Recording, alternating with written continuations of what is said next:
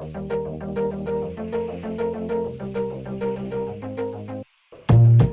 everyone, in this product update we'll cover new native building blocks, version control improvements, and some great new delighters. Thanks for suggesting these improvements. Plus, you'll find out who the Maker of the Month is. Let's get started. This release contains a large number of new mobile features. One of them is the added support for native building blocks, which are great for putting UX knowledge in the product, letting everyone build beautiful apps. We also added the first building blocks based on research of the top apps in the App Store. For example, we added the common pattern for swiping in lists, to archive an item or to mark an item in a list as favorite, and more. In this release, we improved version control in Studio Pro in a number of ways. Here's two of them. The most obvious improvement is in the Changes pane. We now show the element and the property grid next to each other, which makes reviewing changes more efficient. In the new integrated view, you can inspect all changes to a document without going back and forth.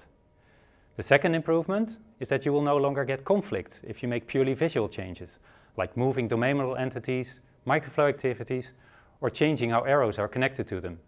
This is based on an upvoted idea by Chris de Gelder. Thank you, Chris.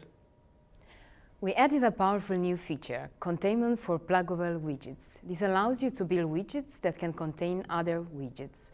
What makes this even better is that it aligns perfectly with our support for React.js for web apps and React Native for native mobile apps, as you can easily use one of the many ready-to-use components out there. The possibilities are endless. For example, the animations widget introduced with Mendix A2 was also based on this concept, just like the list view swipe widget in this release. Thank you, James Ram, for suggesting this idea. The mobile world is continuously changing. For example, iOS 13 and Android 10 introduced dark mode, which is a popular setting as many people nowadays like dark mode. For Mendix native mobile apps, we already provided a dark mode. And the great thing with this release is that your interface can automatically switch to dark mode based on the settings of your device. In this release, we've introduced the clickable containers. This means that you can now add a click action to the container widget for both web and native pages. This makes it easy to make larger components clickable.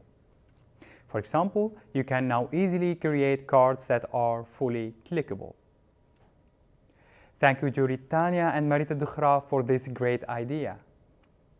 Next to this, we added a handy feature that lets you easily dissolve a container. For example, if you have a couple of widgets and you want to remove the surrounding container, you can do this with 2 clicks.